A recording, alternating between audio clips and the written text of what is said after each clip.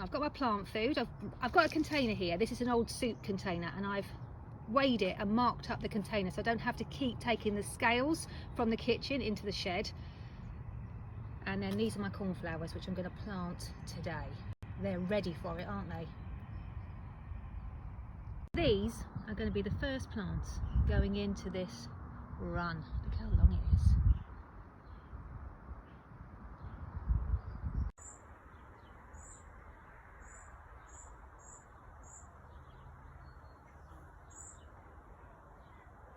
I'll take you for a walk up the other end. It's going to look incredible.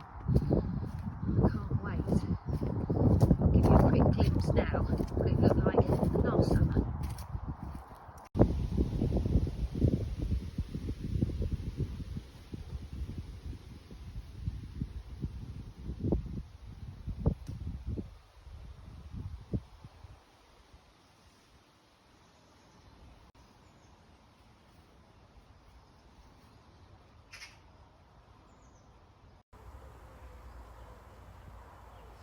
My picture's been photobombed.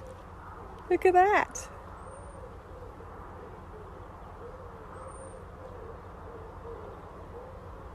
Just adding the fertiliser to the soil, and as a process of planting, you'll end up digging it in anyway, but I just did want to show you my soil.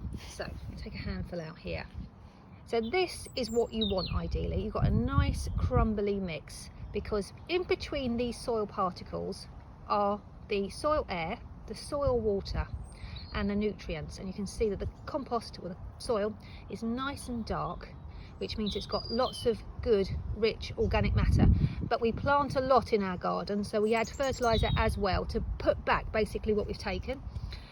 And then these are our cornflower plants, so you can see their fine roots, and that's the reason why you want the compost to be so lovely and crumbly, so that these roots can easily settle themselves in.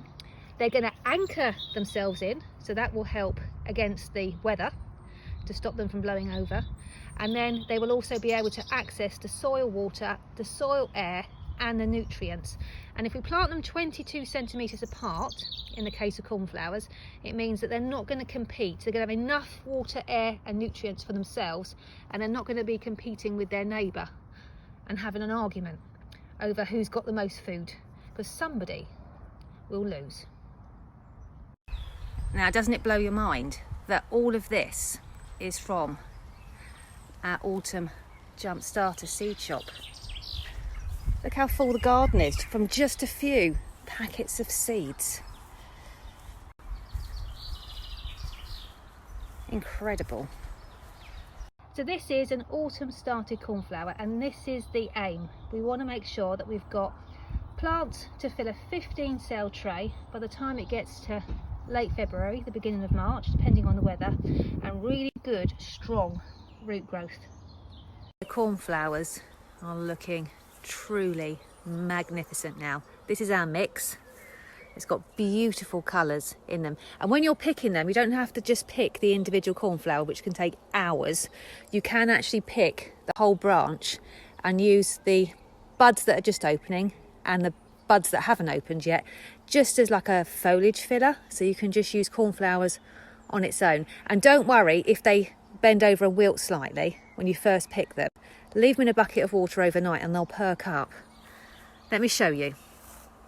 Blue Peter style, here is one I prepared earlier. So I picked this last night and left the flowers to condition overnight, and you can see all the stems are standing up to attention.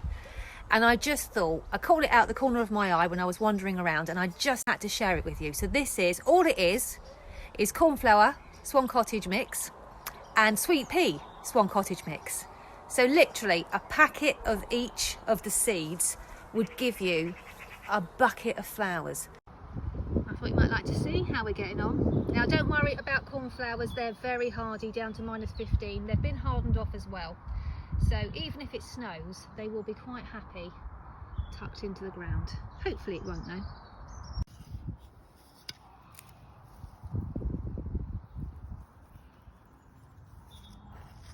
There we go, and I'm giving them quite a good anchoring in the ground, because they'll grow nice and tall. we go, first plants of the season out. I'm going to water them in. I put a couple of organic slug pellets down just in cases, because we don't want to lose them now, do we? And then other than that, I will leave them to get on with it.